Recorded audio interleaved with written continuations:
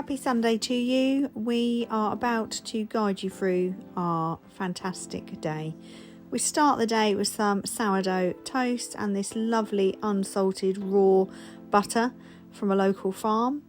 We've been experimenting with raw milk and it's been delightful. We started the day by heading off to an under-10s football match. My partner's son played in that match. They won, which was great. On the way home, we stopped off at this egg hut, and it was an absolute failure because I put the money in before I checked there was any eggs for sale, and of course there weren't any. So we found another hut, thankfully. Here we go. And I absolutely cleaned up on eggs. I spent £4.50 and got quite a few. So I'm going to need this today because my plan of action this afternoon is to make a quiche. But before we do that, we must attend to the bone marrow that we've been chopping up in our last episode. Here we have roasted the bones and we left them overnight, so they did actually go a bit hard. You can see the congealed lard stroke fat underneath it. But then the plan is to boil these up just with a little bit of garlic and some stock and make a gravy. Also, what I'm planning to do today, the major part of today, is the quiche. I've run out of organic white plain flour, so I'm going to use buckwheat, and also I've got this beef tallow instead of lard, so I'm going to mix probably half of that and some butter, the unsalted raw butter, in and make breadcrumbs out of this.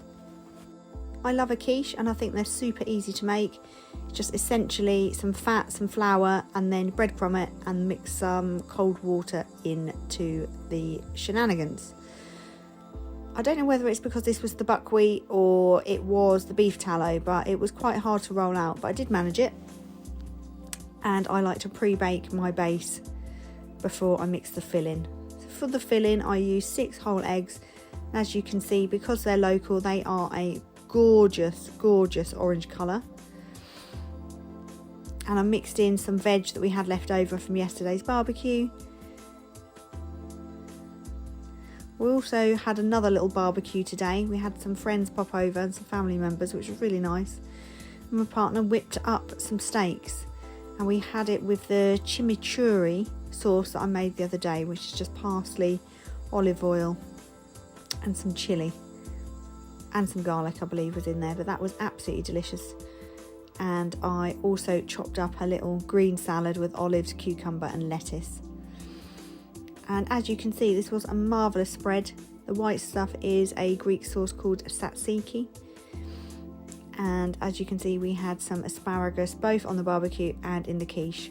The quiche has turned out a glorious spectacle. I'm very excited about this. One of my favourite things to eat of all time. Okay, so back to the bone marrow. This is what's left over, and you can see there just to the left in the pan our stock. It looks really meaty and delicious. We've sterilised a few pots and my partner is just decanting the gravy into these pots, and our plan is to freeze them and just pull them out of the freezer as and when we need some beautiful delicious marrow gravy. Apparently you can also use this in soups as well as stock, but we're using it here in a gravy.